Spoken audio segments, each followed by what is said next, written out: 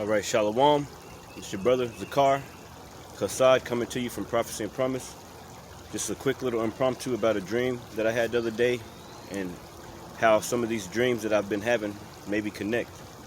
Uh, the scriptures tell us that dreams are vanity. Some of them are vanity, but some of them that I've had actually have come true. Okay, and I want to talk about this dream that I had the night of the solar eclipse. Okay, I had a dream. Basically, all I can remember is, there was a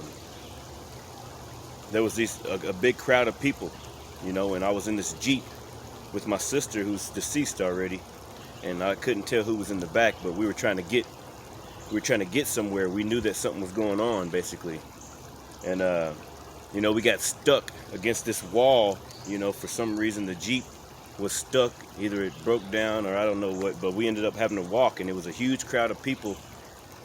And there was this dude that came up with a mask, and he gave me this bag or whatever.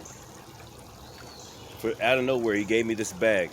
And there's different parts of the dream. I see my mom in the dream before this, but I want to get to the main points. Okay, he gave me this bag, and then he looked at me, and he walked away, and then he looked back at me, and there was a crowd of people, right?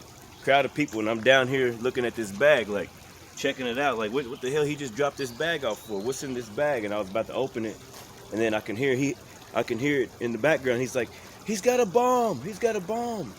And then everybody started fucking running and stampeding. I never got to look at what was in the bag. All I know is everybody was trying to get out of there after that dude, the same dude that dropped the bag off. It was weird as hell. The same dude that dropped the bag off, he started running, and he said that he's got a bomb.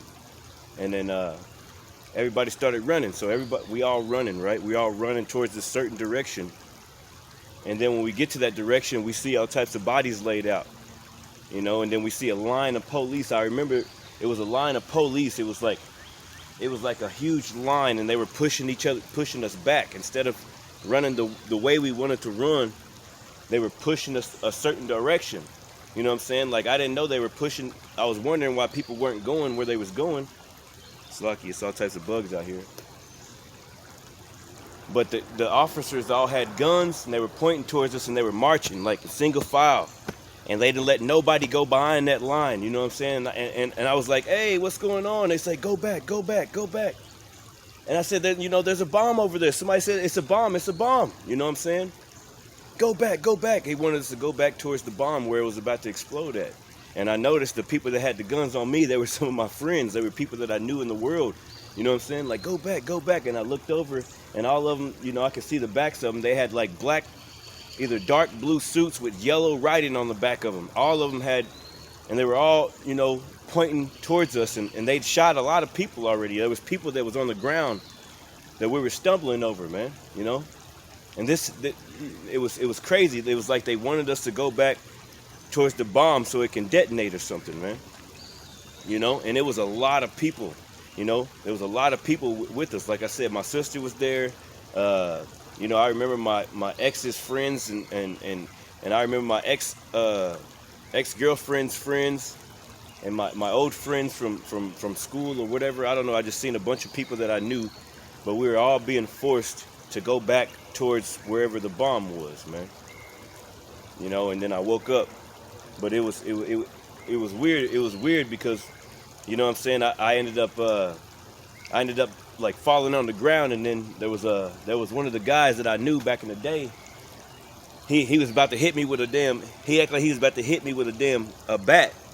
You know what I'm saying? A bat in the leg. I'm like, hold up. I was like, I know you. And then and then he looked in my eyes and was like, oh, okay. And then that's when I woke up. But I think that dream ties into my other dream when I had about, these camps, okay? And this is like the fourth time that I put this dream out there. Like, there was a camp that me and my sister was in, the same sister that was in the car with me in my last dream I just told you about. She's deceased right now, but she keeps popping up in my dreams. But anyway, I had a dream. It was me and her in a camp. And I didn't know she was in the camp. It was a Chinese camp, but I can tell it was in America.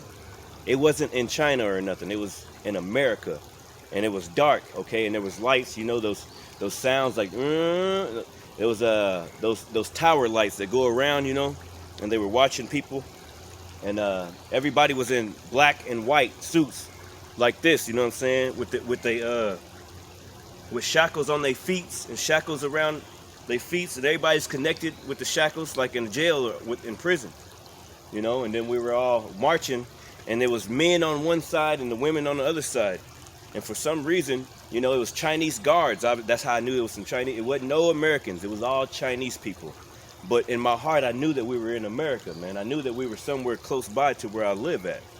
But we were all marching, and I looked at my sister. We were walking past the girls. The men were walking past the girls. You know what I'm saying? The men were walking past the women. And I was like, sis. And she looked up at me and she was crying. She's like, bro. And then we tried to hug each other. We couldn't hug because our hands were behind our back and stuff. And I was like, I'm gonna get you out of here. And she was crying, man. And you know, and all I know is for some reason I went into another dream. Like, I think that I broke her out of there, but that dream transferred into another dream to where I was outside of a camp. Okay, I was outside, like in some abandoned apartments. You know, so I think I escaped that camp through the power of the Lord, Yahweh Bashimi Awashai. And I was in these apartments, man. I knew it was broke down, like, you know, shelled up. People done shot it up, and, you know, rounds of ammunition, and you could tell it was just tore down. But there was me living in there, and there was like a few other people. I couldn't see their faces really, you know. I just remember this Chinese dude that was with me, you know. It was like, he was Chinese or whatever. I perceived him to be a brother. He might have been an Israelite. But anyway, I was going back and forth. We was on a mission, going into this camp. We would sneak inside on the tops of the trees and sneak inside to this, on top of the trees and on top of the buildings, to get inside of this camp, like sneaking in to give food and sneaking out, you know, and then bringing food in and bringing food out, because my sister was in that camp. Okay. So I remember us getting in the camp. I remember there was always birds on top of these buildings, you know what I'm saying? So that was the way that we would know, all right, bet, you know what I'm saying? Everybody's chilled out, you know what I'm saying? Because the birds are just sitting there. It was like doves, not doves, but just birds on the building.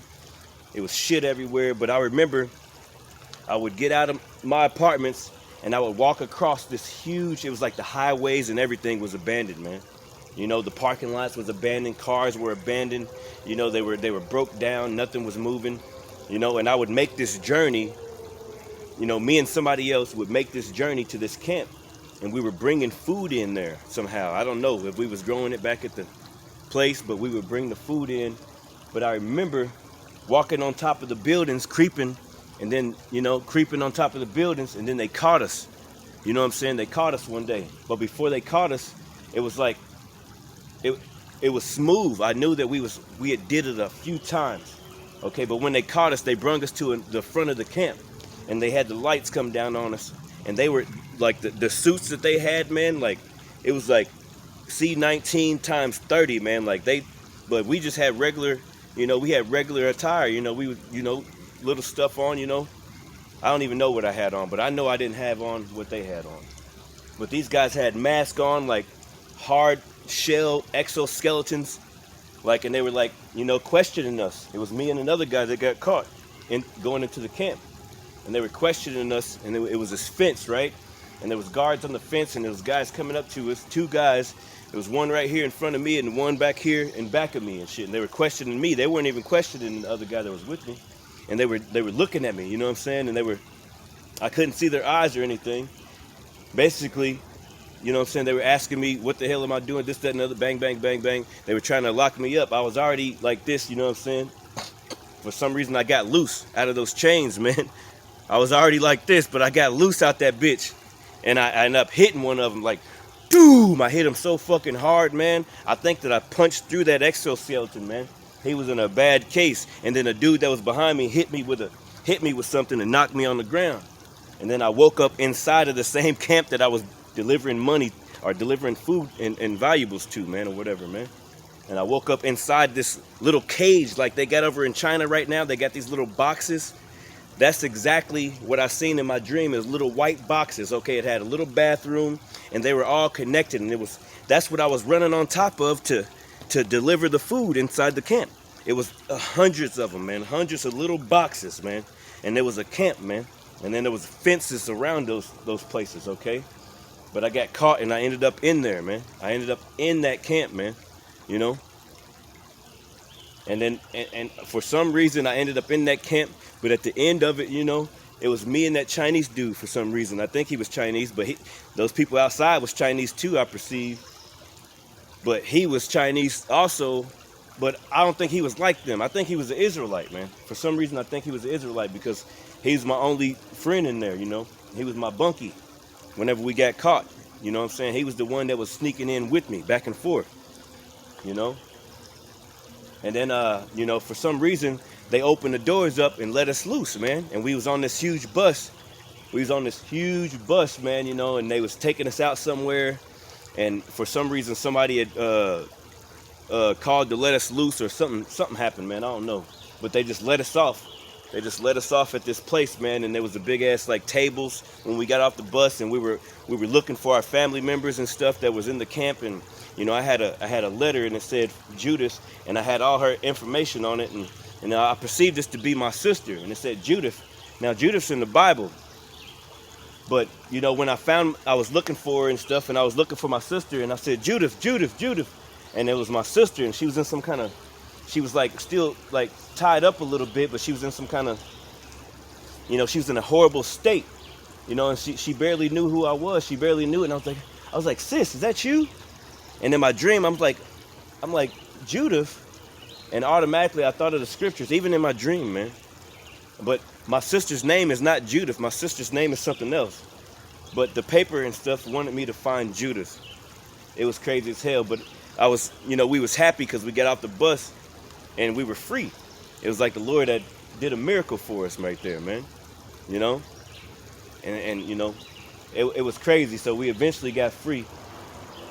Through the will of the Lord, man. So I hopefully, and there's plenty more, man. I've had plenty of dreams of being in situations when I'm hiding inside of a house or something, and there's soldiers outside. I can see the soldiers.